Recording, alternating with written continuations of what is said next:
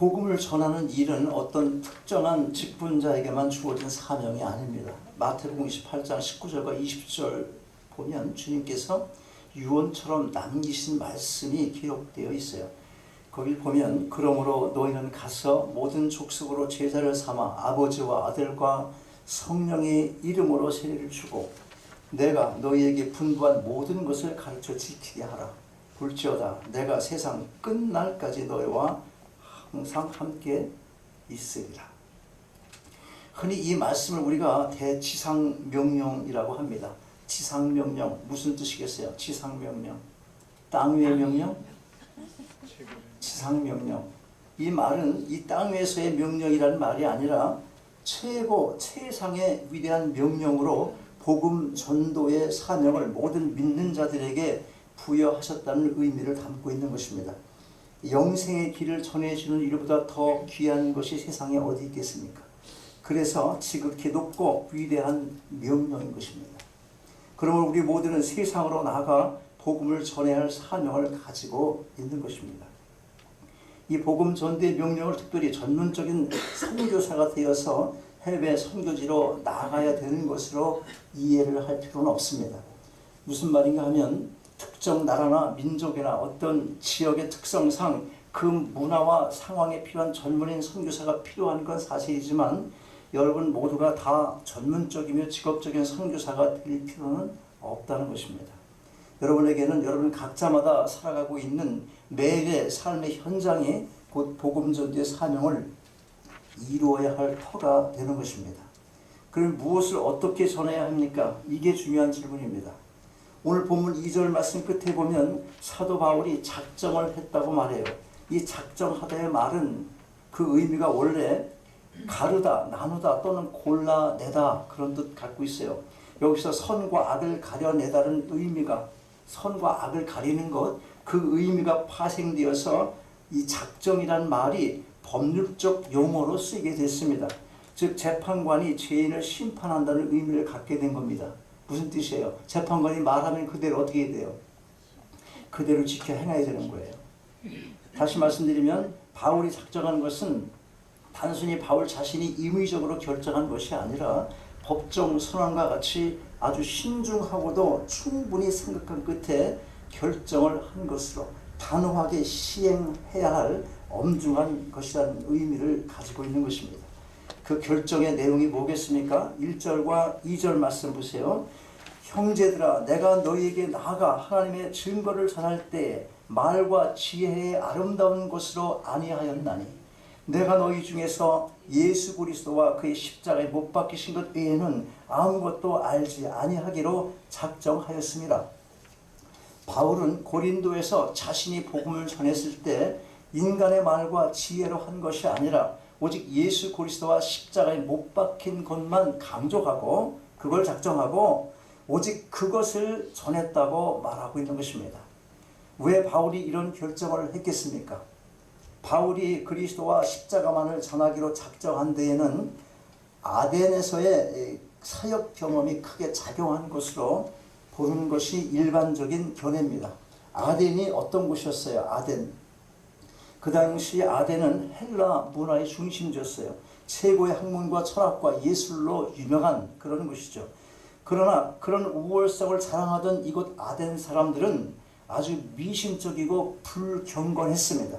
학자들에 따르면 아덴에는 무려 300여 개의 공식화된 우상이 있었으며 3만여 개나 되는 신상이 있었다고 합니다.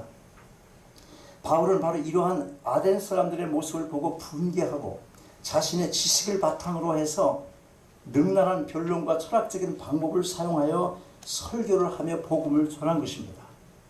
사도행전 17장 16절로 18절 말씀이 그런 장면을 기록하고 있어요. 바울이 아덴에서 저희를 기다리다가 온 성에 우상에 큰 것을 보고 마음에 분하여 회당에서는 유대인과 경건한 사람들과 또 저자에게서는 날마다 만나는 사람들과 변론하니 어떤 에비그레오와 스토이고 철학자들도 바울과 쟁론할세 혹은 이르되 이 말쟁이가 무슨 말을 하고자 하느냐 하고 혹은 이르되 이방신들을 전하는 사람인가 보다 하니 이는 바울이 예수와 또 뭘 전했습니까? 몸에 부활 전함을 인함이로라. 뭐가 문제였어요? 그러면 아덴 사람들에게 전한 내용이 문제가 아닙니다. 방금 읽은 사도행전 18절 말씀 끝부분에 보니까 바울이 전한 것이 뭐라고 해요? 예수와 또 몸에 부활 전했어요. 당연히 뭡니까? 전해야 될 내용인 거예요. 예수 믿으면 복 받고 대학교 잘 붙고 자식 잘 되고 뭐 그런 거 전하는 거 복음 아니잖아. 우리가 전할 게 뭐예요? 지금 보니까 예수와 몸의 부활 그거 맞는 거예요. 맞아요. 그런데 보세요. 바울이 전한 내용은 전혀 잘못된 것이 아니에요. 전해야 한 그 내용 전했어요. 그렇다면 뭐가 문제였을까요? 문제는 바울이 그들에게 전한 내용 자체에 있는 것이 아니라 그것을 전하기 위해 자신의 지식으로 그들과 변론을 하고 쟁론을 했다는 데 있는 것입니다. 얼마나 능숙한 사변으로 그들과 쟁론을 했든지 어떤 사람은 바울을 가리켜 뭐라고 했어요? 아까 보니까 말쟁이라고 했어요. 우리가 다 말쟁이죠. 예수쟁이, 말쟁이 그 소리 들어요? 안 들어요? 생전 전해보지도 않았으니 뭐 그 소리도 못 들었지.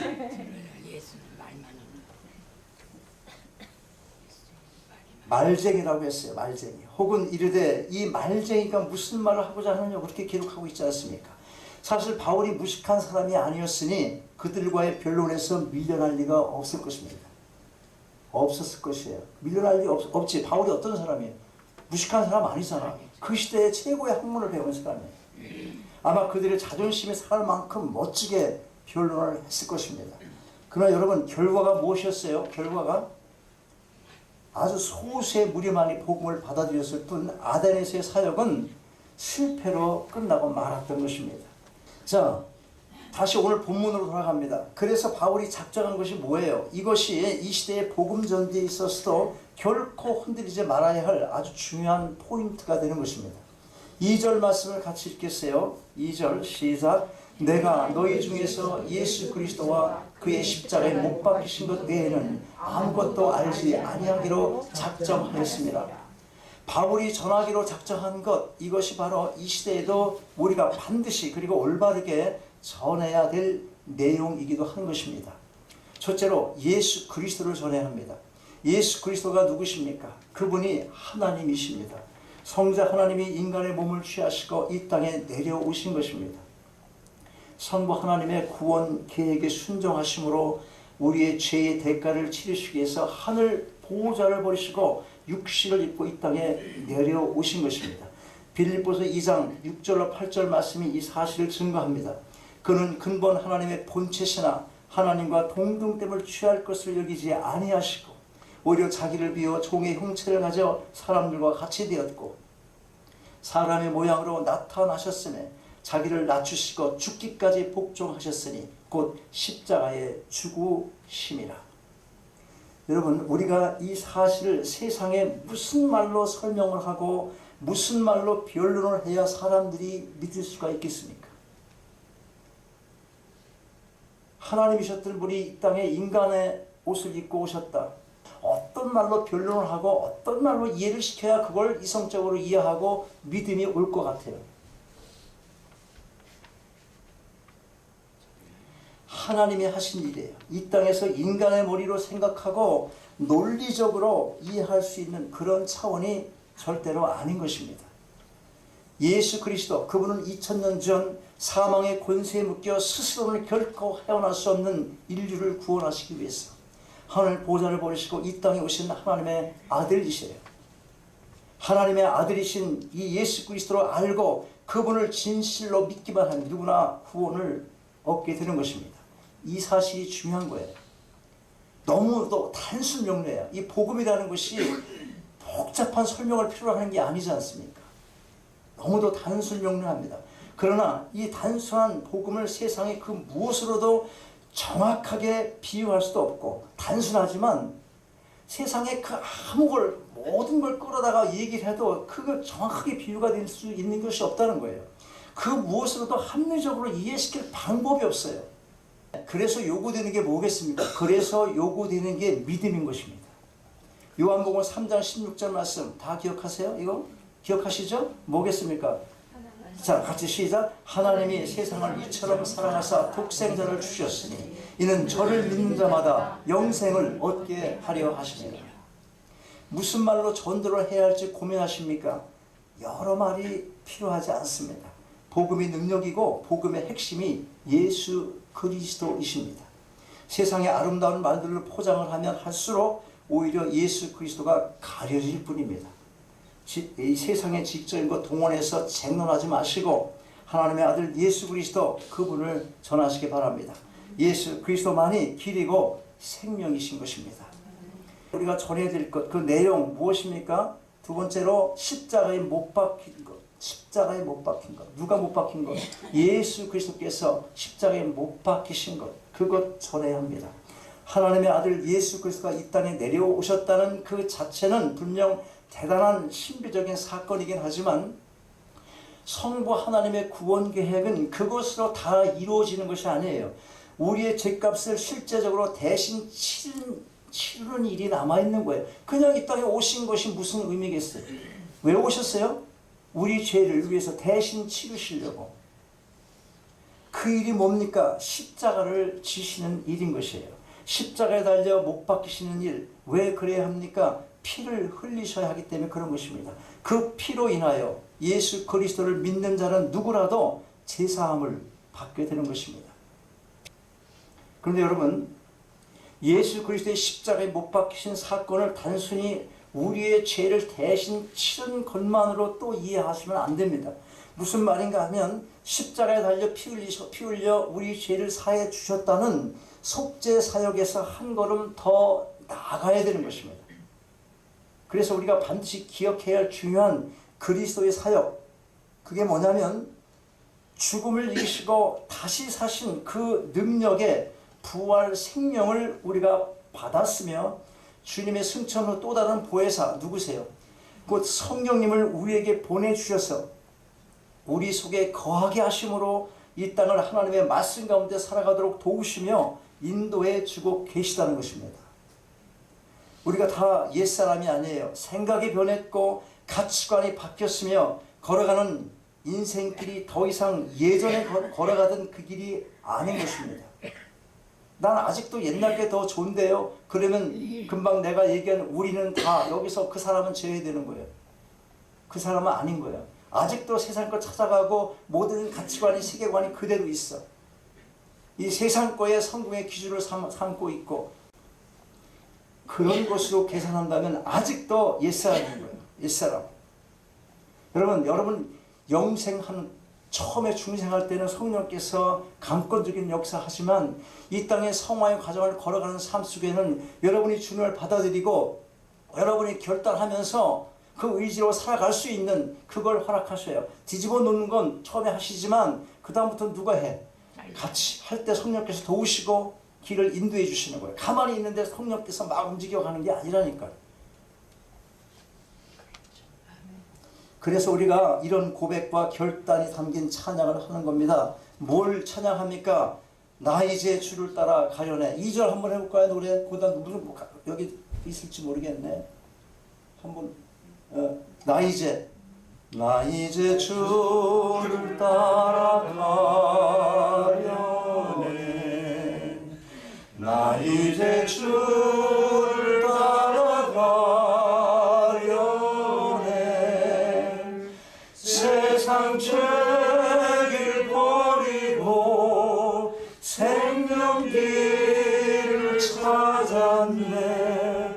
나 이제 주를 따라가려네. 이거 누가 불러요? 누가? 아직 억울해서 못 가요? 억울해서 못 가냐고. 내가 조금 더 돈 모아놓고 뭐 집 하나 더 사놓고 자식 장가들여 보내고 뱅크에 몇만 불 더 채워놓고 그리고 이걸 찾아요? 아니죠. 그게 아니잖아. 변해야 됩니다.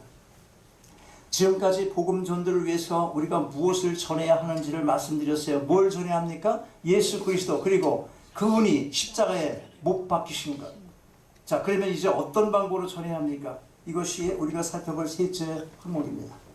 셋째로 성령을 의지해야 하는 것입니다. 4절 말씀 같이 읽겠어요. 4절 시작. 내 말과 내 전도하니 지혜의 고난을 말로 하지 아니하고 다만 성령의 나타남과 능력으로 하여. 전도를 하고 싶은 마음이 있어도 망설여지는 것은 전할 내용, 즉 오늘 살펴본 대로 예수 그리스도와 십자가에 박히신 것이라는 그 핵심적 내용을 내가 안다고 해서 바로 해결되는 것이 아닙니다. 뭐가 바로 해결되는 것이 아니에요. 잊어버렸지. 그래서 길을 세워야 돼. 왜냐하면 내가 위에다가 말을 했기 때문에. 전도를 하고 싶은 마음이 있어도 망설여지는 것은 이게 주어지요. 주어와 동사를 구분을 못하니까 아무리 말을 해도 말이 안 들리지는 거예요. 그냥 멍멍하게 하고 내 칭찬 같은 얘기가 설교에 나오면 아멘, 목사님 오늘 따몽이라고 그래? 망설여지는 걸 얘기하는 거예요. 예수 그리스도와 십자가 전할 내용인 걸 알았다고 해서 이 망설여지는 것이 해결되는 것이 뭐예요? 아니다. 그 말 하는 겁니다. 망설이게 되는 또 다른 중요한 한 가지 이유가 있어요. 뭐예요? 그게 말재주가 없다는 거예요. 말재주가. 똑똑한 사람이 전해도 힘들데 나 같은 사람이 이 둔한 말씀씨로 전해봐야 무슨 소용이 있겠는가. 이런 생각, 이 부정적인 생각이 복음을 전하는 데 있어서 가장 큰 장애 요소가 될 수 있는 것입니다. 거기다가 성격이 내성적이면 더 그럴 것이에요. 쑥스럽기도 하고 어떤 때는 두렵기까지도 합니다. 너나 잘 믿어? 이러니까 하도 교회가 이상한 타락상을 보이니까 반발하는 사람이 얼마나 많은지 몰라. 뭐 하면 당신이야 잘 믿어. 성질 나쁜 사람 뭐라 그래? 나 지옥 갈 테니까 당신이나 천국 가 잘 살아라. 그러지. 그러니까 두렵고 어떤 말 태도가 나올지 용기가 안 날 수도 있어요. 이 말쟁이, 예수쟁이 이런 소리 나오기 십상이고 이 시대에 그렇게 살지 않습니까? 뭐가 필요해요? 담대한 용기가 필요합니다. 그런데 4절 말씀 보니까 내 말이나 내 지혜에 권하는 말이 아니라 뭐라고 합니까? 보니까 다만 성령의 나타남과 능력으로 한다. 그렇게 기록합니다. 예수께서 승천하신 후 우리에게 성령을 보내주신 가장 큰 이유가 여기에 있는 것입니다. 사도행전 1장 9절 말씀 뭐라고 말씀합니까? 오직 성령이 너희에게 임하시면 너희가 권능을 받고 예루살렘과 온 유대와 사마리아와 땅끝까지 이르러 내 증인이 되리라 하시니라. 성령을 하나님께서 부어주신 이유가 어디에 있어요? 여기 보니까. 그 성령으로 열심히 공부하지 않아도 그 성령의 힘으로 지혜를 줘서 입시 공부 잘하라 그런 겁니까 지금? 그거 아니잖아요. 이 말씀은 교회가 이 땅에 존재하는 이유를 알려주는 말씀이에요. 그런데 이 말씀을 잘 들여다보면 전도의 사명을 궁극적으로 이루시는 분은 성령이라는 사실을 알 수가 있는 것입니다. 한마디로 성령의 능력이 없이는 전도는 불가능한 것입니다. 자, 잘 들어보세요. 몇백 명이 묻힌 공동 묘지에 서서 어떤 사람이 큰 소리로 외칩니다. 모두 무덤에서 나와 일렬로 줄을 서면 백등까지 다시 살려주겠다. 무덤에서 다시 꺼집어내서 이 땅을 살아가게 해주겠다. 무지무지하게 큰 소리로 떠들었어요. 외쳤습니다. 몇 사람이 줄을 섰겠습니까? 아무도 없어요. 아무도 줄을 서지 않는 이유가 왜 그럴까요? 아무도 무덤에서 나오는 사람이 없으니까. 아니 내 얘기는 뭐냐? 왜 안 나오냐는 거예요. 죽었으니까? 자, 죽었으니까 못 나오지. 자, 답이 뭡니까? 듣지를 못하니까. 죽었는데 무슨 말을 한들 어떻게 듣겠어요? 죽은 자들이 그 말을 듣고 나오게 하려면 먼저 필요한 일이 뭡니까? 그 사람들을 살릴 수 있는 능력이 있다면, 정말 살리려고 그러면 그 소리를 알아들을 수 있도록 어떻게 해야 되겠어요? 먼저 길을 열어줘야 되지 않겠어요? 그대로 복음 전도의 과정에서 이거를 적용해 보세요. 아무리 십자가 전하고 예수 그리스도 전한다고 해도 그 마음이 들을 마음이 생기지 않으면 그게 들리겠냐고. 안 들리죠. 그런데 그 마음을 누가 열어야 돼요? 여러분이 열어요? 김치 한 그릇 담아다 주고 육개장 한 그릇 대접해 주고 불고기 3인분 대접하고 그러면 열릴까요? 아기를 하루 종일 봐주고 심부름을 있는 대로 다 해주고 집까지 청소까지 다 해주고 그런 거 해주면 좋은데 그런다고 그 마음이 열리겠는가 하는 거예요. 복음 전도도 마찬가지예요. 우리가 아무리 세상의 지혜와 지식을 갖고 멋있게 잘 설명하고 설득을 하더라도 성령께서 듣는 사람의 마음을 열어주지 않으면 절대로 하나님의 아들 예수 그리스도를 이해할 수가 없습니다. 그에게 있어서 십자가는 그냥 하나의 형틀에 불과할 뿐인 것입니다. 그러나 반대로 아무리 어눌한 말투로 복음을 전한다 할지라도 성령께서 도우시기만 한다면 예수 그리스도가 하나님의 아들 되심과 십자가의 사건이 자신에게 어떤 의미인지를 깨닫게 되는 역사가 일어나게 되는 것입니다. 이것이 5절이 말씀하고 있는 이유가 되는 거예요. 뭐라고 합니까? 5절 보니까 너의 믿음이 사람의 지혜에 있지 아니하고 다만 하나님의 능력에 있게 하려 하였노라. 여러분은 이미 예수 그리스도와 십자가의 은혜를 입으셨습니다. 그리고 교회에게 주신 전도의 사명 앞에 각자마다 처해진 환경에 따라 부르심을 받고 있는 것입니다. 그곳이 어디이건 각자의 삶의 터에서 예수 그리스도를 전하시고 그가 십자가에 못 박히신 것을 마음을 다해 진실하게 전하시기 바랍니다. 망설임과 두려움 없이 담대함으로 나아갈 때 성령께서 권능으로 함께 하시며 여러분을 도우실 것입니다. 기도합니다.